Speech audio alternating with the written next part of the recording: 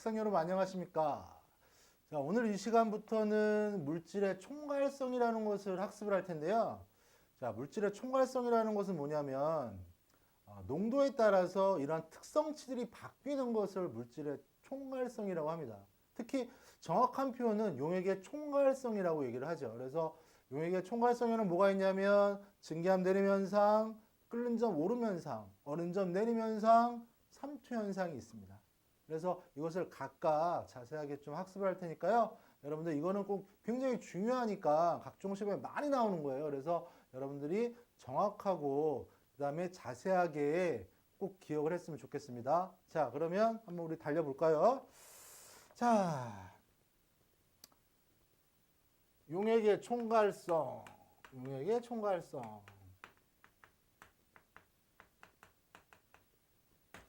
자, 용액의 총괄성이라는 것은 뭐냐면 농도에 따라서 이러한 특성치라는 소리는 고유한 성질을 얘기를 하는 겁니다. 특성치. 그래서 특성치들이 바뀐다. 영향을 준다. 그래서 첫 번째로 보게 되면 오늘 이 시간에는 자, 증기압 내림 현상부터 출발할까 합니다. 자, 증기압 내림. 자, 말 그대로 증기압이 내려가는 거죠. 아주 쉽습니다. 자, 그러면 증기압이라는 것은 뭘까요? 자, 기압이라는 건 아십니까, 여러분들? 기압이라는 것은 기체가 누르는 압력을 기압이라고 얘기를 해요. 그러면 증기압은 증기가 누르는 압력을 증기압이라고 얘기하겠죠.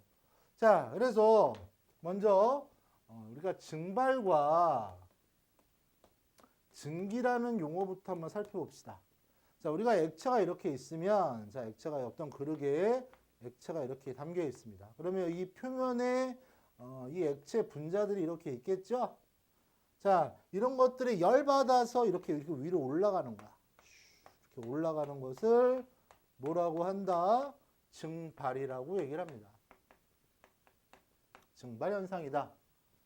자, 그 다음에 얘네들이 올라가면 여기 기체 상태에서 이런 기체들이 이렇게 떠 있을 거 아니야, 분자들이.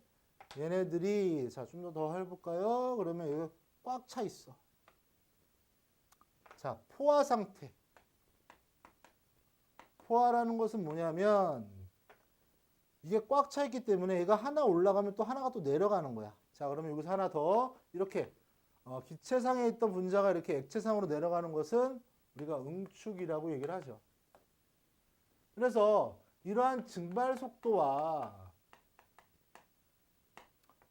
자, 응축 속도 같을 때 이것을 우리는 동적 평형 상태에 도달했다 얘기를 합니다. 동적 평형 상태.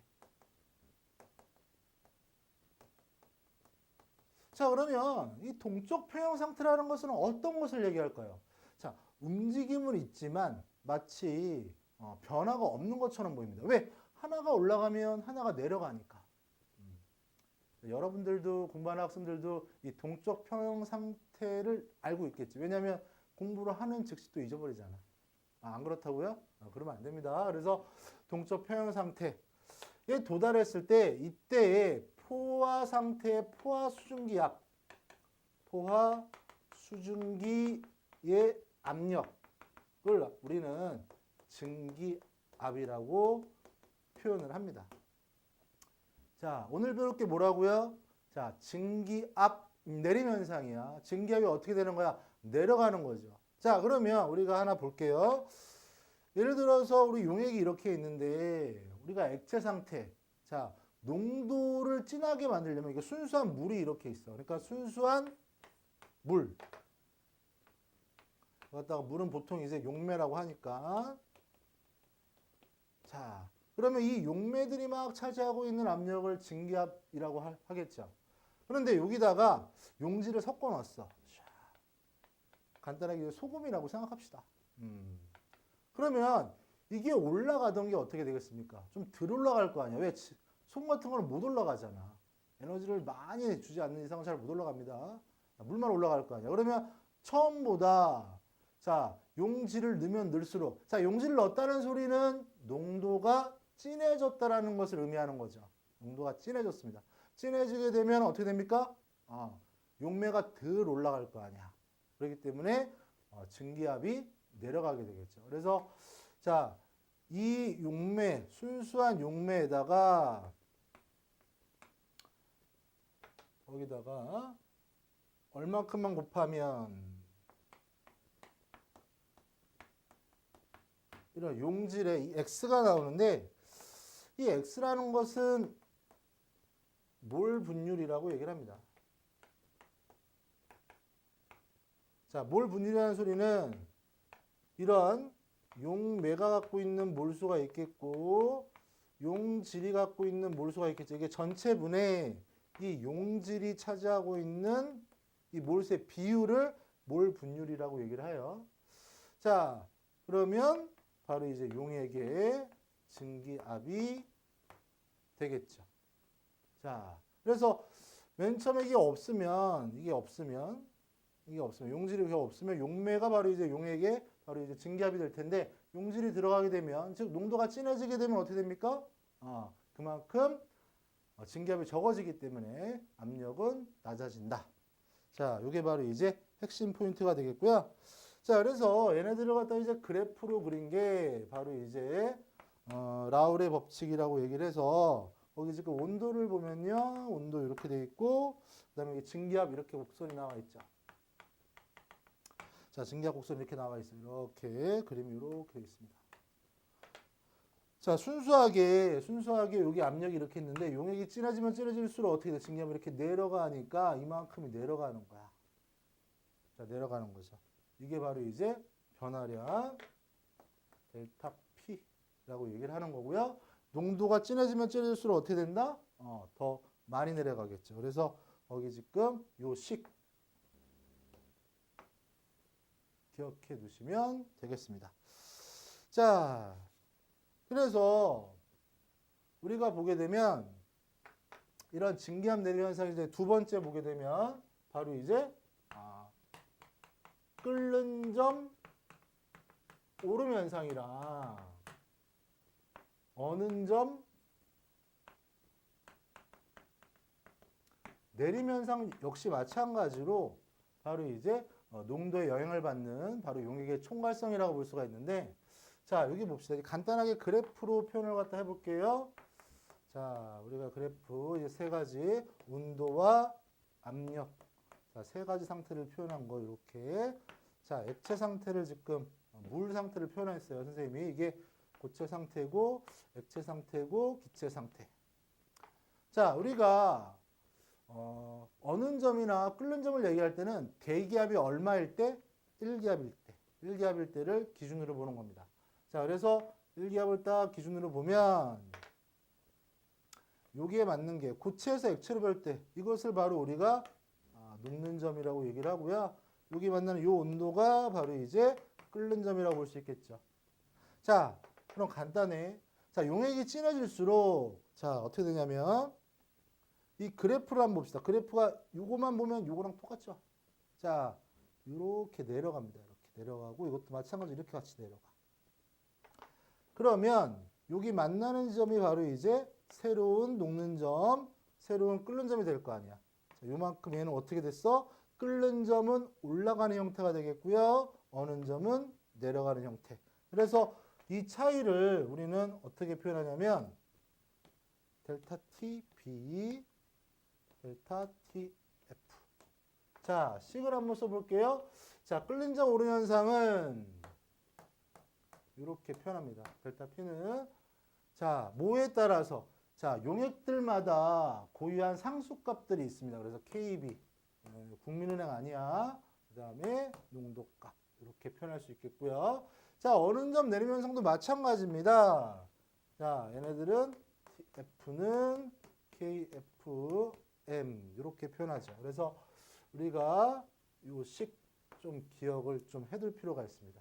자, 참고로 보면요. 여러분들이 우리 일상생활에서 이렇게 끓는 점 오름 현상이라든지 어는 점 내림 현상은 어디서 많이 볼 수 있냐면 자, 우리가 그냥 물에 디었을 때랑 좋은 예는 아닌데 이러면 안 되겠죠? 그 다음에 이제 국의 물에 디었을 때 어떤 게 더 크게 화상을 입냐면 우리가 먹는 국물에서 뒤었을 때 바로 이제 큰 화상을 갖다 입습니다. 왜냐하면 농도가 진하다 보니까 어때요?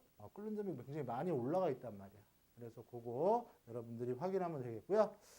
자, 그 다음에 또 계속 한번 봅시다.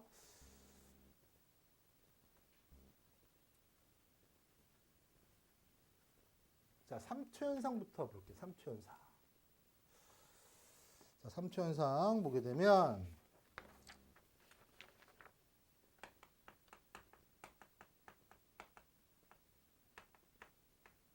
자, 3초 현상이라는 것은 자, 이렇게 이제 거기 그림이 나와 있겠죠. 이렇게 이런 그래프.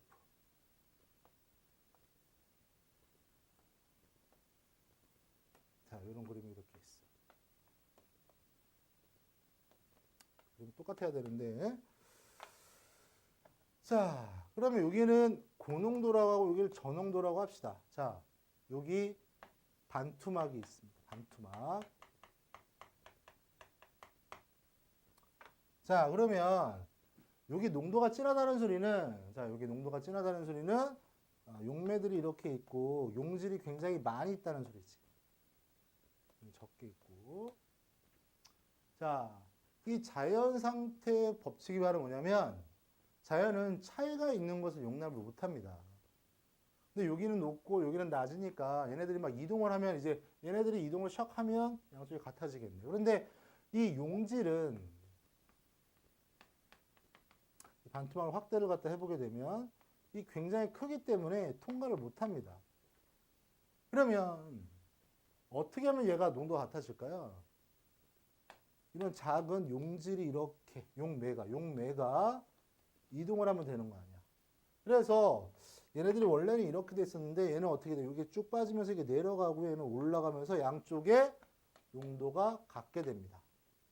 이런 현상을 3투 현상이라고 하는데 요때 걸리는 압력을 우리는 뭐라고 하냐면 3투압이라고 합니다.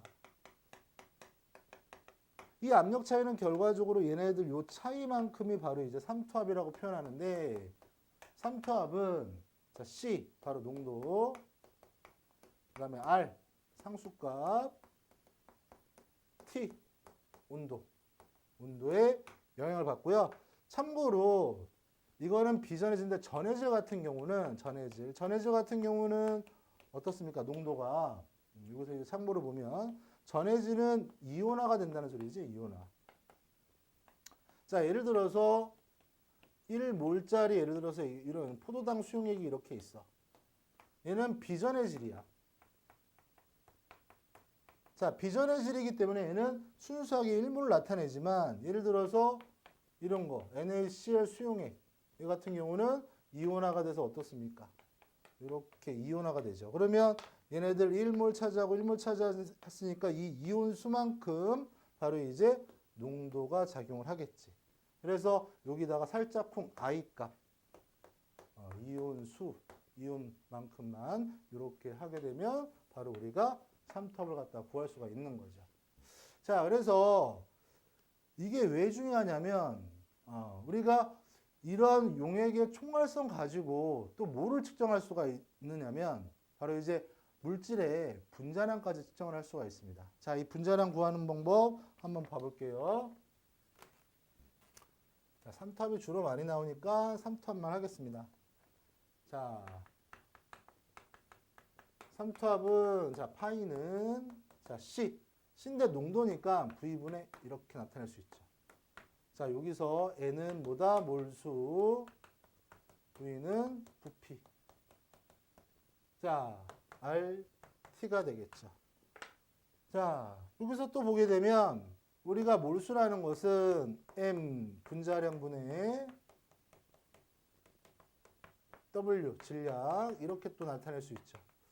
자, 이 식을 갖다가 선생님 좀 바꿔볼까요? 그러면 어떻게 돼? N자리에다가 M분의 W 넣고 그 다음에 똑같은 데다가 V, RT 이렇게 넣으면 되겠죠. 자, 그러면 얘네들 정리 한번 해봅시다. 자, 이런 거 정리 한번 해보게 되면 파이는 자, 이렇게 하니까 MV, W, RT 이렇게 되겠죠. 곱하기 생략되어 있는 거야.